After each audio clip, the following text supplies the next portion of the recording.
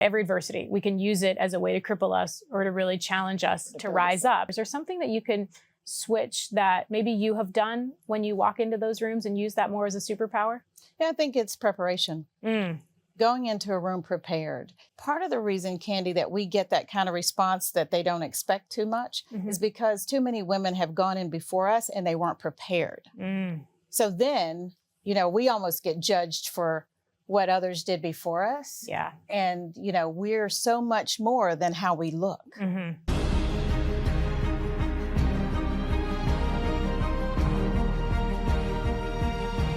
All right, everyone, welcome back to another episode of the Candy Valentino Show. I am so excited for you to be able to listen into this conversation. I bring you a lot of business leaders and self-starters and investors and people that have done incredible things in their lives. But today I get to not only interview one of those incredible people that have done epic things in her life, but also somebody that I consider a friend. So thank you so much, Tamala, for being here with us. Thank you, Candy, for having me. It's a pleasure. You have such an incredible background, and we actually met in your new life with Dress for Success. But I want to talk about what you've done, because that's what I was saying before we hit record, that I talk to a lot of people that have started companies and they've bootstrapped it and they really don't know what's going on and they're figuring it all out. And you, with your MBA and the incredible experience that you've had, I'd love to kind of talk about what you did prior to coming into this role that you're in now, and a little bit about how you view business. Because you talk a lot about business now, you're teaching. I was texting you the other day, you're like, I'm about walking in to teach. So can you tell me a little bit about your philosophy of business and maybe a little bit unpack what were the first businesses that you started? When you talk about philosophy of business, I think, we learn that through modeling. So my father was an entrepreneur like yours, and I learned a lot about business by just being with my dad, on the job, what he did, how he thought. He was a back of the napkin kind of guy. He could come up with a vision, write it down, and then strategically execute that. And that's really how I learned, by watching him. So I never really had that kind of fear. I'm probably more of a risk taker than not, because that's what I saw, and I saw a success in that. So for me, the first business that I started, I bootstrapped it. I call it financing your own dream. So I had to figure it out, and I really did it. My background, I have 30 plus years of healthcare operations in finance and risk. So my first business was consulting in risk in healthcare. So I took what I had learned, all the training that I had, and then I put my own shingle out, and I had connections, had, a network, and that's how I started. And I was extremely busy, very busy. So it worked out well. But what I learned is I'm only one person. And so a lot of times I think women go into business, but they don't have an understanding about scaling, how to scale that. And then it's all based upon us. And then we're trying to juggle family and kids and, being there. And I think at first it's a little flattering that they only want me. They only wanted me. Oh, we really just want you to be there, Tamala, until you figure out you've got to sleep. You have other things you need to do, and it's just not possible. So I learned a lot. I learned the hard way, and through exhaustion. It's one thing to make money. It's another thing to be able to enjoy it. Amen. But if it's all on your back, you really don't ever get to let down. So I think the second time I launched another business, I thought that through a little differently. I hired 1099s, hired other consultants to be able to do the work. I'd expanded my network some. And I think that was a much better way for me to approach it than before. So a little training in between, right? You said my past life and then my education. So I was able to apply some of that in business, but you can't teach some of it, right, Candy? Yeah. Some of it's just pure guts and metal and what you're made of and what you can stomach and what, you can get through. But the things that I could learn and apply beyond my skill set, I just tried to do that. I talked to people. I interviewed people. I probably begged a little bit, Please. to get that knowledge, and through mentors to get the knowledge. But I would say for women in business, it's just a much different playing field. I'm so glad you brought that up, because starting even just 25 years ago in business, the landscape for female entrepreneurs has drastically changed. I feel like we still have a ways to go, but it's really shifted. And you starting, not just a female, but of color. Did you have representation? Did you see other women doing it? I mean, I know for me, when I learned the stat that less than 2% of female entrepreneurs break their first $1 million, or I think it was 2 million in revenue. And I was like, wow, like we can focus on the 98% that don't ever get there, or we can focus on the 2% and try to be included into that. Did you have representation in that regard as well, or people that you looked up to? I had people that I looked up to, but honestly, no. I'll just say no. Yeah. I would say in the business world, I had some representation, but so much of my training came from men. Just came from men, and just came from me getting in there and asking questions and, you know, trying to figure it out. Yeah. Do you feel that? Because I feel that way too. Because I was fortunate years into business. I was included in a women's president's organization once I was, but prior to that, it was like my friends were going to college and getting married and having babies. And I kind of felt like alone on an island a lot of times. Do you feel that you had to develop a different muscle to be taken seriously by men, to have those conversations? And do you look at that as something that was a hindrance, or has that actually helped you in your journey? I have a strange personality, Candy, and doubting me fuels me. So somebody that, you know, just, I've walked into rooms before, I've walked into conference rooms, and I wasn't who they expected. And so just to watch that expression of, you know, and trying to figure out, one, I'm a woman of color, and I'm at the table with the CEOs and the decision makers. And then the fact that I sort of have their business in my hands from a risk perspective, their liability, they're depending on me to advise them from a liability standpoint. So quickly, I've watched people adjust very quickly to be able to accommodate that. I've also seen men struggle with it. I had one man, I was in DC, I walked into a business that we were reviewing for liability for risk. I represented the major insurance companies at that time in healthcare. And he was the plant engineer. My meeting was with the plant engineer. I would go in and inspect boilers and chillers and, you know, all of that front to back, right? That business operation. And he came out, said hello, and laughed and said, "Oh, I didn't realize they let women do this job." Well, you're going to find out today. Maybe they didn't let me, you know, maybe I decided to do this. And by the time he found that out, but, you know, I've walked into all kinds of scenarios like that. And to me, it's just humorous. And after a point, you know, you check, okay, we know where you stand, but I'm going to do my job. So, I've tried not to move through life with a chip on my shoulder, whether it's about gender or race. It just, I've never led with that. Instead, what do you feel you lead with? Me? I lead with my knowledge. I lead with my skill sets. I lead with my personality too, a lot of times. And I think it's just something my parents instilled in me. My mother always instilled in us that we should be able to communicate, as she would say, from the poorhouse to the White House. Doesn't matter who it is. We don't judge based upon who we're interacting with, but we learn how to be respectful and how to communicate and how to also communicate our skills and our knowledge in a way that others can understand and that your message can resonate with whom you're talking to.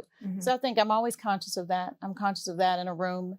I always feel like I want people to be comfortable, but I haven't always been. Sure. So I just think some of that sort of fueled me to go on to the next level. I will say this, though, because I worked in my field for so long prior to starting my own business, I had built credibility and I had built trust. So my network grew word of mouth because people, you know, knew me or had experienced that. So that does help. And sometimes I think as women, we skip that step, but I think it's important.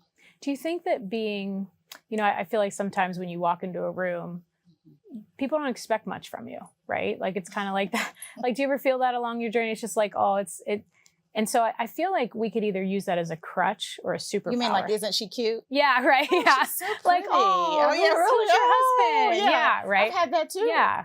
So do you feel like rather than, because I always feel every situation, right, every adversity, we can use it as a way to cripple us or to really challenge us to rise up. Mm-hmm. Is there something that you do that maybe you can share for other people that experience that, whether it's even a young man that walks into a room and isn't expected much of him, or a female or a person of color? Is there something that you can switch that maybe you have done when you walk into those rooms and use that more as a superpower? Yeah, I think it's preparation. Going into a room prepared. Never feel like you are entitled to be in that room. Be ready to prove yourself. And you don't have to be angry to prove yourself. A lot of times as women, we get that label that if we're fierce and we're good at what we do, then, you know, we've got an attitude or we're angry or something's going on. And I don't feel that's necessary, but I do think preparation is important, because part of the reason, Candy, that we get that kind of response that they don't expect too much is because too many women have gone in before us and they weren't prepared. So then, you know, we almost get judged for what others did before us. Yeah. And, you know, we're so much more than how we look. So much more. And if you think of it, like if you almost remove the emotion from it and you just look at it from human psychology, right? It's like, okay, this person looked like this and they didn't say much of anything. And then you walk into the room and you just happen to fit that same box. And now it's like, oh, like our minds remember that and say, oh, this person must not. So to me, it almost looks as an advantage. It is. Like if you see like the blonde girl walking in the room and you don't think much. Right, yeah. It's actually great, because then anything I say is a positive. Like, I gotcha. Exactly. So I think it goes back to what you said, like, is if you don't have a chip on your shoulder and you remain humble. And I feel too with you, you have a lot of emotional intelligence. And I feel like you lead with a lot of EQ. Was that intentional? Was that developed? And how do you translate that into leading teams and people now? Emotional intelligence in some ways in my family was demanded. So my mother was a mental health nurse and in administration. My grandmother was a mental health nurse. So we talked about a lot in our families, and sensitivity was important. So it wasn't sensitivity with judgment. It was, oh, okay, this is where you are right now. This is what we do as a family. What do you need? That sort of thing. And that, I think because that was instilled in me all throughout my life, that it's not hard for me to be empathetic. And, you know, empathy is whether I will listen to you and walk in your shoes. It's not just listening to you and saying, oh, I'm so sorry, Candy, that happened. But am I willing to experience that with you and to feel that and to be empathetic about where you are at the time? So I think I was sort of trained in some ways to do that. I also, man, you know, we have what's the golden rule, to treat people the way you want to be treated. But, you know, my rule is to treat people the way they want to be treated. You know, it might not be good enough the way that I want to be treated for you to feel valuable and to feel needed, and also to feel that you're bringing something to the table. Yeah, I love that. And I think that, you know, I obviously didn't know you in your prior life, but just seeing how you lead the people that you work with and lead the women in your programs. Is there a way that you view, because obviously you had so much risk experience. And I think it's quite interesting that I was like, you're managing all of this risk and now you're working with all of these people that have elements of risk in their life. How did you go from managing risk at all these large corporations to now seeing the humanity side that people deal with risk, and how do you mitigate and minimize that in their life? Okay, that's a loaded question. It is. That I'm thinking, you know, when I think back on it, I've always done this. So even in business, as in operations, so as a healthcare administrator, I still, if there was an employee that I had someone on the team that wanted to move up, they wanted to go back to school, needed an opportunity, I was always cognizant of that. My biggest fear as a leader was always that I was going to overlook someone, that someone was, you know, needed that break or needed someone to support them, and then I might overlook them. So I think now I've taken that so people are people. No matter how large the company, no matter how small, you know, we're human. We're going to make mistakes. We're going to do some things great. We're going to, really suck at other things. It's just, it's just the way it is. It's just human nature. So I always go into it when leading teams. First of all, is to understand the talent I have on my team. I dive in quickly to strengths and weaknesses, whether it's 3 people or 300. I want to know. I want to try to figure that part out. And then it's almost like a SWOT analysis. I was just going to say, do you do SWOT? Yeah, okay. Probably in my head because I've been doing it for so long. So it's almost like a SWOT analysis, and then try to figure out, what do I need to get from point A to point B? Do I have it on the team? If I don't have it on the team, where can I get it? Where can I acquire that? And then I look at, I try to look at the whole person. I'm smiling because I don't know that I've always done that. Yeah. There's times in our careers that we're like, oh yeah, gotta get this done. Yeah. Oh yeah. But now I wish I can say I always did that, but I didn't. I'm trying to full transparency. Yeah. But now that I'm a little older, a little wiser, that's right. I can pause now and know that everything's not going to blow up. Yeah. So if I don't make a decision today, because I'm not exactly sure which way to go, everything's not going to go down the tubes. There was a time when you're on that 15-minute drill, like I got to figure this out quickly. So with people and with the team, I try to do the same. That, I want to take into consideration everything that they're bringing to the table, what they have going on as a person, and then try to develop, them from where they are. Because now that's really all I'm about, is developing other people. I'm a leader of leaders. I just try to create and support leaders because that's what we're going, that's what we need. Yeah. That's what we need. Because fortunately, I won't be here forever. Yeah. But we still got to keep this moving, right? Yeah. And I hear people ask all the time, they're like, well, what if you hire someone and you invest and you lead them and you make them better and they leave? And I think there's a saying, I don't know whose it is. It's a quote that says like, but what if you don't? And they stay. Right? Yeah. I know. So I think people look at that, like investing their time and resources into leadership is like, oh, but is it going to have an ROI? But if you don't, what's the alternative? Now, this audience loves very tactical things. And I don't know that we've ever, in all of our episodes, ever broke down a SWOT. So if people were just sitting and going, wait, what did they just talk about? And how do I do this with my team? Is there maybe just something that you naturally, instinctively do after all of these times that you look at? What are their strengths, their weaknesses, their opportunities, their threats? That there's something that you kind of take them through? Is it individual? Is it a group?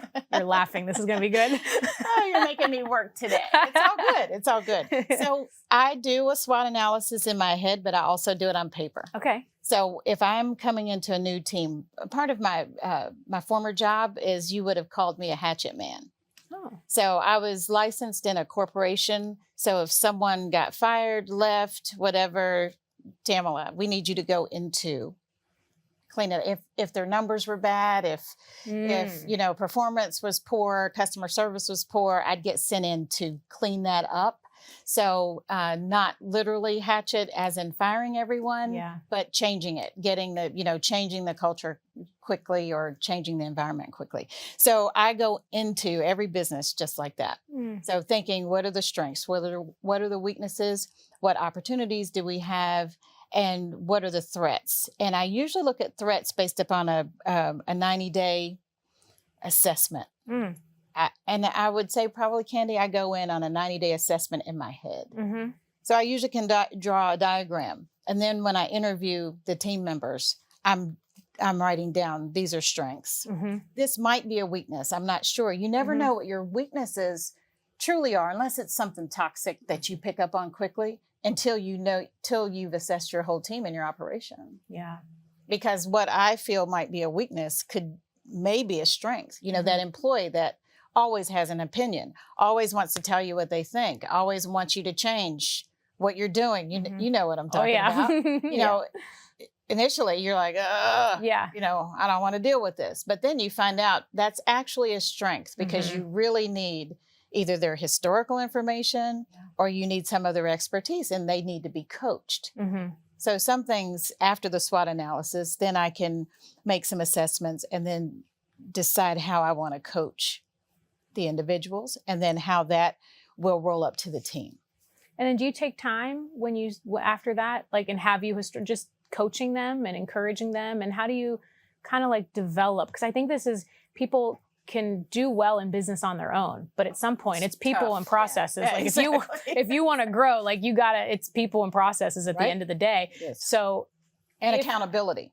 Yeah, very true. People, process, and accountability. So if they're like, okay, I got to this level, I really don't, because leading people, it's a whole other skill set. Like whatever it took you to get to your first million or your second, like that is totally different than now you've got to lead people. It's like you almost have to forget everything you learned to get to this point and relearn all new skills. That's why I went into business for myself the first time, because you get tired of leading people. You get what goes into it.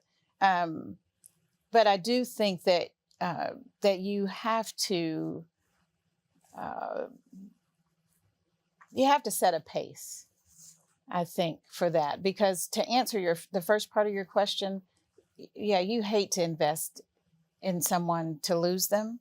But I started seeing that as a plus. If I've invested in someone to the point that someone else sees their value, then I've done my job.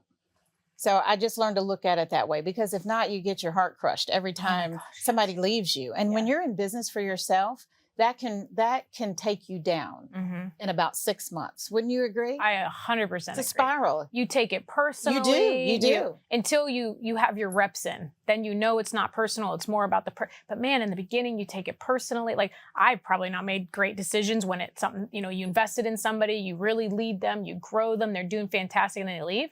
It's like, wait a minute, like you take it personally, you might not handle it the best way. Right, I was in my 20s, so I definitely didn't handle things the right way back then.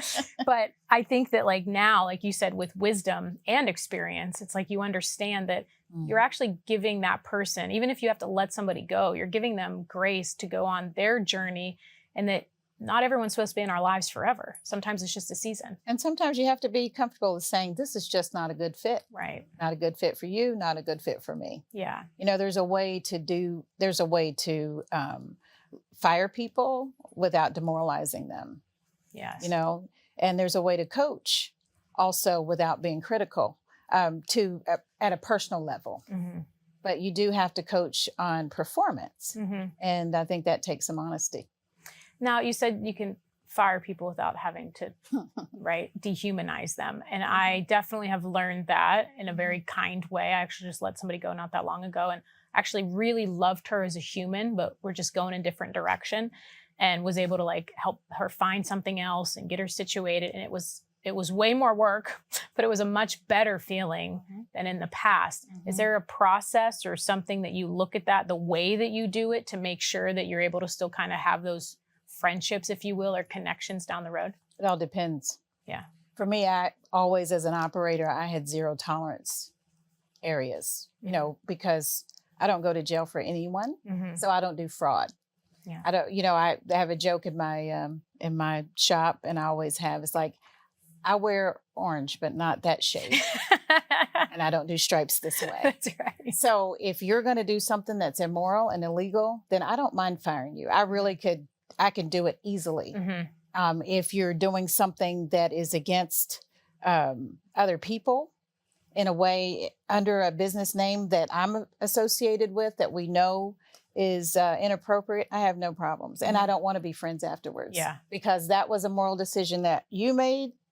And this is my stance on it. So when it comes to integrity, don't think twice about it. And, being in healthcare, where things can be life or death really quickly, and you have to hold people accountable. Yes, I really didn't have a problem with that then. But I have had people that was heart-wrenching for me. I probably tried to help them find another job just because of how I felt about them as a person. Yeah. But I would say that I don't look at all terminations the same. Yeah, I love it. If it's warranted and it's valid, it's an action, it's a consequence of what the behavior was. Especially if I've communicated it, Candy. Mm-hmm. If I've been clear, if there's a policy there and we've been clear in the communication, then I probably would be a little more cut and dry about it. Yeah. A lot of people think that in order to have a certain level of success, that you have to be cutthroat. You have to have a cutthroat approach. And I know that has not been your approach to business and success. Can you share a little bit about how you view it and what your approach has been? Yeah, that's never really worked for me. Mm-hmm. And I think I'm much more of a collaborator. Mm-hmm.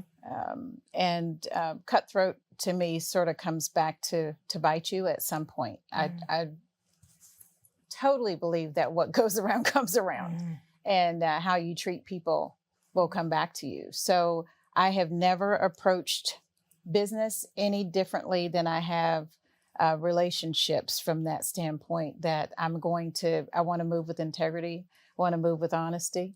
You learn in business that you can't tell everybody everything you know. You can't share your vision with everybody. Oh, yes. Everybody's not in there for you. That was the biggest lesson that I learned, Candy, in business, was because I have 5 uncles, my dad, 3 brothers.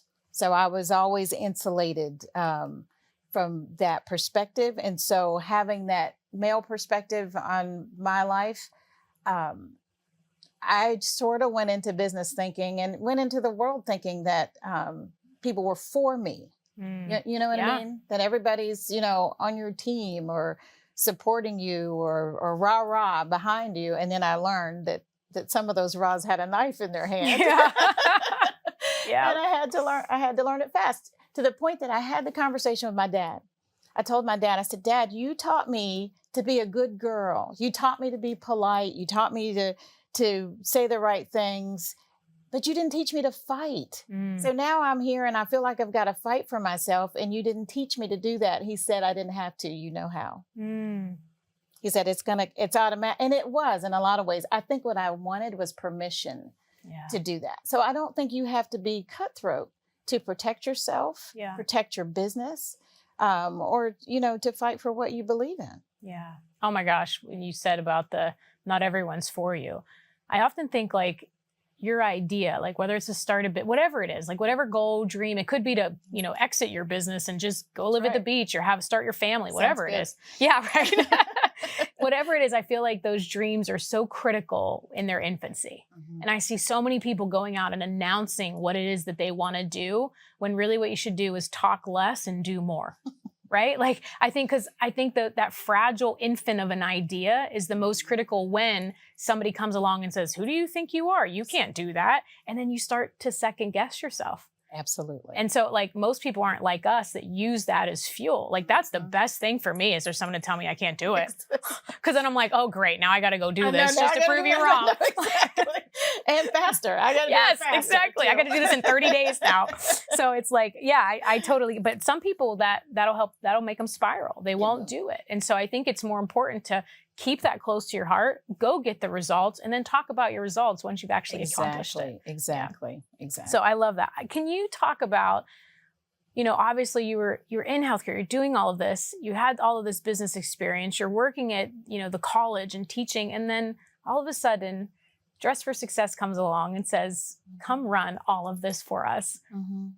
Going into the nonprofit sector, how was that different and yet similar? Because we obviously share this in common too with having nonprofit experience. There's a lot of similarities in nonprofit and business. The only difference is what you do with the net operating income. Like that's it. That's the only difference. That's the only difference. It's not going into your pocket. It's going back into programs. But everything else, the market, like it's so hard, but yet so beautiful. How has it been stepping into that role? It's one of the best decisions I've ever made. And I think it really caused me to grow and to expand my thought processes, because I was one of those people in business that thought smaller nonprofits could be poorly run, because they can be. If we're leading, I worked in nonprofits, but I worked in hospital systems. And what we learned there though was no margin, no mission. And it applies today to what I'm doing. So no matter how passionate I am, which I am, if I can't keep the doors open, if I can't meet the needs of the people from a salary perspective, for the people that work for us, and then for the people that we serve, then I can just stay home. And that's so evident. But what I learned the quickest in nonprofit was pace, because I come at it at a really, I'm sort of high strung, and get it done fast and move. And I've had to really pull back and slow down. And also I think it might be Phoenix too. Phoenix run, we're a little more laid back on the West Coast than the East Coast, Sure. You're East Coaster. And I think that I had to come in and really be intentional about listening and reflecting and slowing my pace down just a little bit. But I do agree that business is business to me. So I don't run a nonprofit any differently than I would run a for-profit business because we need the profit, right? Need it. It's all about, that at the end of the day and whether you break it even, how you roll it back into operations. But one of the things I get asked a lot about is fundraising. And so to me, when it comes to fundraising, it's the same as raising capital. Yes, it is. Because you know how you can go out on that first round, that first capital raise on the first round, and you can talk about your vision and all you want to do, and this is going to be wonderful. And you might get some money on the first round. Go back the second round with that and see what you get. Yeah. Because people want results at that point. Yep. They want to know, did you have an impact? What the results were? How much did you make? What's my return on investment? And people who are giving, philanthropists at the same time, they still want to know what the return was and what kind of impact did I have in my community and what I'm passionate about. And I think it's important as nonprofit leaders that we come to the table with the same type of information that we would if we were raising capital in a for-profit business. I love it. That's a beautiful way that analogy I've never heard, but it's 100% on point. You can get someone so excited of the vision of your company. Exactly. Or the vision of the nonprofit and the good you're going to do. But when you want to come back for that second round, you better show them what you did with that first money. Because, I see it all the time. I have investors even come to me for their, startup, and they're all excited on the vision, but maybe they haven't done it before. And I look at it as it's more of a donation. But then it's like, well, what is this donation going to do? I can go and invest this into a nonprofit that's going to be able to actually do good work. At the end of it, you said it way better than I did. No margin, no mission. I say no money, no mission. I know, really. It's the same thing. Margin and money is the same thing. And when somebody comes to you with their dream and vision, and potential, but you know what potential means, right? It means they haven't done it That's yet. right. It is potential. So you come through after a few years, you got to have a little more than, vision and some potential. Yeah. We got to, rubber has to meet the road. We got to do the work. It's so, and you guys are doing the work. You're doing the work with everything that you're doing in the programs. And obviously I'm a supporter, I'm a donor, I'm an advocate. So I love what you're doing. And so can you maybe share, because I don't think people really know all of the things that Dress for Success does and how this, even if someone's listening, like, oh, how does this tie to business? Like, oh my gosh, what you're developing in people and how you're investing in people to really get them out of the situations. Like when I was at your event and I heard, someone, she was in jail and she had these babies and she got her babies back. And like now she started her business and she has a job and she went to school. And it's just like you're really investing, not just now, but in future generations. And you're breaking these generational curses, if you will, that people. So tell us a little bit about how you're investing in people through Dress for Success. You really said it for me, Candy, and you asked earlier why I decided to do this. And when I look at the statistics, 70% of the poor in America, in our country, are women and children. 70%. So we're here, 1.6 million people here in our area, somewhere around in there. 18% are below the poverty line, and they're women. So when we look at the playing field, we know that it's not level. And I think those are that's what fuels me to create programs that not just to say, it can't be a vanity project, Candy, just that Tamala just feels good because this is what she's doing for people. Right. We've got to make a difference. So when we look at the numbers like that, we have to put together programs that will enhance skills that women already have. So our education program, Educate Her, that we started last year, we have 76 women who are matriculating through our community colleges, through ASU, to upskill and reskill so that they can earn a livable wage. So what's the minimum wage is $15 or so around in there, but the poverty line here is a little over $15,000 a year for one person. So you start adding people to that. and try to live on that salary. We know what the housing prices look like here. Yeah.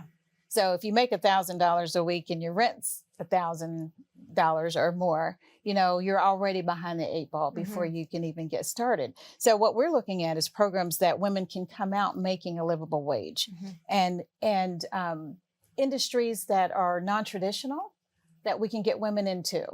And some of that will be their own businesses, and giving them the acumen to do that, and the space and the safety to learn as much as possible. So through our workforce development, career placement, job skills, education, and now we're launching Bank on Arizona so that we can assist women. Do you know there's so many women and women of color in this state that don't have bank accounts because they feel they can't get one. Wow. So they go to predatory lending and predatory banks and online banks for their banking. So when's the last time you bought a house, got a mortgage without a bank account?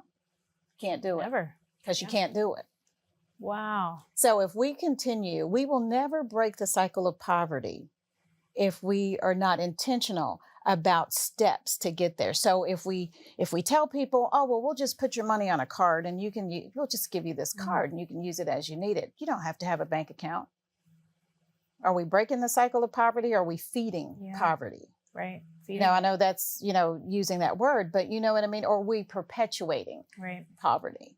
And so I think that when we look at it that way, we have to look at the policies that are governing how we work with the poor, how we empower people to get out of those situations, and really how we undergird unemployed and underemployed, women and teens in this community. Do you think that that's intentional, or do you think it's just ignorance that they put it on a card? We all know, like, because obviously with my background, people will be more than 20%. I think it's 27%. People will spend more, 27% on a card than they will if they have to write a check or pay cash. Yeah, cash is like the king. So it's like, if they're doing that, do you think they're trying to create a perpetual cycle? Because obviously you and I, if we could stroke a pen, we would change this tomorrow. Wouldn't we? Because we have all the data to support that this is a bad decision, so let's change it. You got to wonder, at least I do. Maybe I'm a little skeptic. And you have me on tape right now. So. We'll cut this out.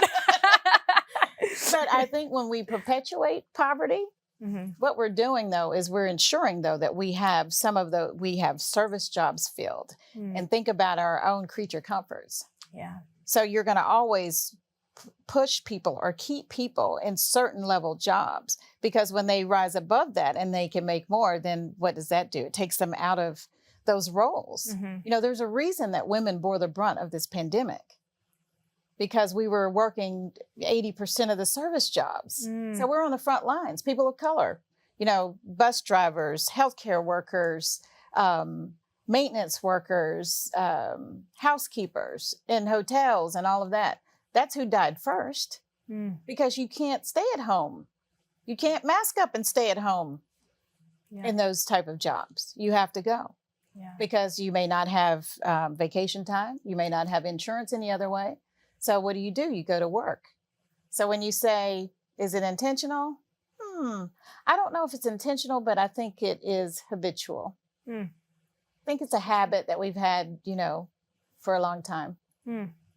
If you could wave a magic wand, if I could give you a magic wand right now, and you're like, you could wave and just create one thing to stop perpetuating the level of poverty, and you could create something or do something, or would it be information? Would it be knowledge? Would it be like, what do you think is at the root that if we could only do one thing for people to help them break the poverty cycle and realize the opportunity that exists for them, what do you think they really need? Hope. I think that's what, so many need hope that they can do something different, that there is something different, and so it's easy to come to it with a broad brush and assume that everybody has the same lived experience that we have. And when you really look at it closely, you realize that everybody doesn't. One of the reasons we went after non-traditional industries for women, one of the ones we identified was IT.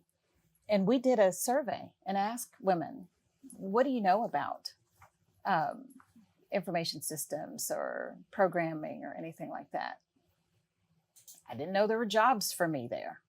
Wow. Didn't know that was something I could even consider. Mhm. Now we have women going through programs making straight A's, can come out making $80,000 a year Wow. based upon, as opposed to minimum wage or even trying to get a job Yeah. because somebody said, oh no, this is something you can do, Wow. that you're able to do. So I think a lot of times we've got to give hope to people and we've got to show them a different pathway. And then what we have to do is acknowledge the fact that poor people have gifts too. Mhm. How often do we ask someone that we feel is less fortunate than us, so what are your gifts and talents? Mhm. What do you like to do? We don't ask. We assume that they need us to tell them, well, you'd be really good at this. Yeah. And we see these amazing women, coming out with business ideas, starting their businesses, growing in their careers. It didn't have anything to do with whether we tell them they can do it or not. It's just the hope and the confidence that they need, instilling that in them to get to the point where they can do it. Just giving them a chance. I love that hope. Yeah. Is there a success story, or I'm sure I know there are a lot, but is there one that just pops into your mind that you can share with us just to show the transformation of what the programs do for the people that get in them? And I want to do this without crying and messing up my makeup. So there's so many, Candy, and I know that you've witnessed a lot of that. And we were just talking today. There's two I'm thinking of, but we often support people coming out of the justice system. We had a gentleman, so we are launching our tailor-made for men. Oh, great! So that we're able to start to we're back at supporting men 2 days a week by appointment only. This gentleman came in, and we suited him. We had the stylist there to assist him and everything. When he turned and looked at himself in the mirror, he started to cry. He was 62 years old and he had never seen himself in a suit. Wow. So sometimes we've got to show people that there's another way. He'd never seen himself in that light. Mm-hmm. So, with that comes some confidence that you wouldn't normally have. We had another woman that was going through the program. And when she started, she'd applied for a job. She was making minimum wage, and I won't say the name of the company. She'd applied for a job in business, a little more of a business manager type role. And they denied her the job, said she didn't have enough experience. She got into the program, which was a business program that she's been in. She went back, she talked to the supervisor. The supervisor reached out to our manager to talk to her about the program that she was in. Within a few months, they gave her that job, $58,000 a year. Oh my gosh. She's making minimum wage. I think she's now probably making 64. That completely changes the trajectory of that woman's life and her children's lives. But they just needed to know that someone was there with her, coaching her through, and that support. So what does that mean, Candy? She had it all along. She had the skills and the talent to do the job all along, but she was denied it because she didn't have, that advocate in there to speak on her behalf. So I think the more of that we can do, I think it changes things. It's going to change our community because, when women come off of assistance, we're talking about breaking the cycle of poverty. When women come off of assistance, that enhances, that is a positive for the whole community. Sure. Yeah. That's $20,000, $25,000, $30,000 in taxes that we pay. It comes back into the community. Yeah. So I think when we look at it, it has to be beyond who can we help? Just stroking a check. But let's look at how we can impact our entire community systematically. Yeah. And I love how you said, sometimes you just need permission. She had it all along. Had it. She just needed somebody else to believe that she had it. And I find that women more so than men need that. It's like we sometimes, and I believe men need it too, but I feel like women, for some reason, we need it more. We second guess ourselves. We do. There's a statistic out there that men will go on a job search and see a job, and they're like, they might have 50% of the skills. They'll apply every time. A woman will go out and look at the same job, and if she doesn't have one of the skills, she will not apply. Wow. You know, it's interesting. I was interviewing someone and he was talking about how men will just assume that they have all of the things. And it was very similar to what you just said. They assume that like everything is there and they can handle this. And women go into it assuming that we don't. That we can't. And that's why I think it's so we can learn so much from each other. Mm-hmm. Like I believe women can learn a lot from men. Men can learn a lot from us with our empathy and the way we connect with people. So I think it's like it's a beautiful connection. It is. When we can, again, evaluate our strengths and our weaknesses and adopt the others in order to better perform. And so I love what you're doing, you know, just with the programs and for these women, because I see it create such ripple effects. It is not just for that one person. Exactly. It literally is helping dozens, if not hundreds of people just by that one person being affected, because it's now her kids and their aunts and their uncles and their community. And so I just think that it's a beautiful thing and it's so needed. And I do want to touch just one topic before we wrap, because we are hearing so much in the news cycle and in the business space about equity and inclusion and how important it is. Mm-hmm. And I think this is something that even though it's not been a talking point before, you have always mastered this in being able to have equity and to have inclusion in your businesses and in Dress for Success, and to be able to talk about that. Is there something that we can do in the business space to be better at doing this that you have found that's worked really well? Well, you know, there's a lot of data to support that businesses with diversity have healthier bottom lines. You know, because of what collective thought that comes to the table when you have diversity. I think what we often do is we trip up on whether that means a woman or whether it means race. Mm-hmm. And then we get stuck on who's at the table, that sort of thing, and how we do that. I do think that there's a difference between equity and, you know, equality. And a lot of times we feel like, oh, well, we've got 3 women in leadership, so that ought to be enough. We have 3. So of course we're inclusive, but do those 3 women have the same access as everybody else on the team? And I think that's when we have to look at it. Or, you know, there's something to be said, Candy, for equipping people to do a certain job. So we talk about equality. And so let's say we're running a race and I say, everybody, we're going to come out, we're going to run a race, and I'm going to give everybody a pair of tennis shoes. Everybody's got sneakers, but we're going to run these 4 laps. And, you know, we're going to see who wins. Well, I gave everybody sneakers, so that's equality, right? And we're all running the same time. But I didn't take into the fact that you wear 7 and I gave you a 10. So a lot of times we broad brush and we feel like, oh, well, we've provided the opportunity. But I think we have to go a step further. And did we really provide an opportunity? Or did we provide access without the password? And that's something that, you know, that I have focused in on, because a lot of times as women in business, we get to the table, you know, we're there, we're a part, we're feeling really good about being included. But they have the password. You just have access. Oh my God, I've never had anyone explain it like that before. So we have, you know, so we have to think about that when we're talking about inclusion. So some people always talk about have a seat at the table. I said, okay, I'll take the seat at the table, but what I really want is a checkbook, because that's where the decisions come from, right? So just having us at the table, what does that mean if we're not making any decisions? So good. You know, it's so weird. What just came into my mind is I just realized that I've been like, I could not figure out how many times I've been included in things before, right? Either the speaker, there's a bunch of guys and I'm like the female speaker in business, or a company that I was consulting for. This is what came into my mind.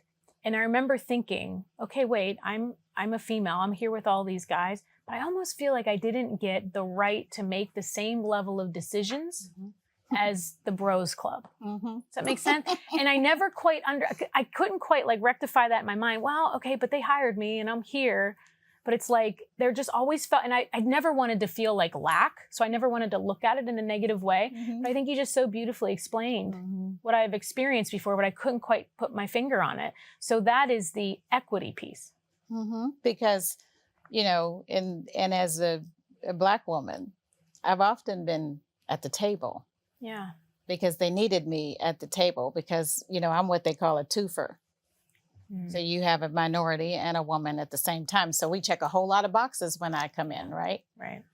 But if I'm only there, but you know what? I will do that, Candy, at times. And I know there have been times that I've done it and I knew what was going on. Just like you're saying, after you get in, you realize like, wait a minute, realize what was going on. But guess what? If that opens the door for someone else to come in behind me, then I'm going to get in there. And by the time I leave, though, I'll be more than a minority and more than a woman. I'm going to be added value to whatever you're doing in this business. And you'll know when I leave. Yeah. But it opens the door for more women to come in, more people of color to get there. And I think the one thing that we don't do well as women, when you're talking about women in business, we don't refer each other. We don't refer women. Yeah. And if we don't do it. So a lot of times, you know, if something comes up, I'm going to refer, you know, the women that I'm in business with and I'm working with first.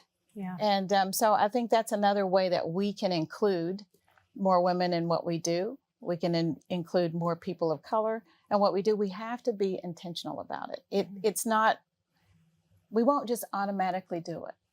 Does that make sense? Yeah. I think we have to really be intentional about what we're doing and focused on it. Yeah. And I think if we apply that into every area of life, be intentional about what you're doing, it's only going to pay dividends. How you do anything is how you do everything. Amen to that. Yeah. And I love how you said, like, we do need to, because I think there's almost this thing like where you want people to do well, but you don't want them to do better than you. Right. Yeah. I felt that a lot of times. I felt that in my life. Like, oh, we want to include you. But then the second you're actually doing better than that person, they're like, oh no, we don't want you to do that. Exactly. And I think if we as women really embody the belief that we shine brighter together as opposed to individually, and we don't see other people as competition, but inspiration, that I think that just the world will be better as more women shine. I agree. We open the door wider. And the women that we empower and women who are unemployed and underemployed, we open the door wider. We can reach back and bring more women through because the need's there. I love it. Please tell everyone, where can they find out more about your work, what you're doing? We're going to drop all the information in the show notes, but let them know how they can find out more. Absolutely. dfsphoenix.org. And they can go on our website. There's they can look at how to give, how to volunteer, what our upcoming events are, how to get involved, and just what we're doing in the community. I love it. And for female business owners out there, I think a great way to give back is go to their website. They have an Empower Her and an Educate Her. I don't know what I'm involved, but I'm involved in something. Just do the biggest box there. You can do a monthly contribution. It's a tax deduction, and you can invest in other women entrepreneurs and women that are currently in the below the poverty line, to really give them an opportunity and a hand up, not a hand out, but a hand up to be able to just see the hope and what's really available to them. So we're going to drop it below. I want to encourage you to go there. Thank you so much I know you're so busy. Thank you for coming and spending this time with me today. It was so good seeing you. It's my pleasure. Most fun I've had all day. Thank you for having me. Thank you.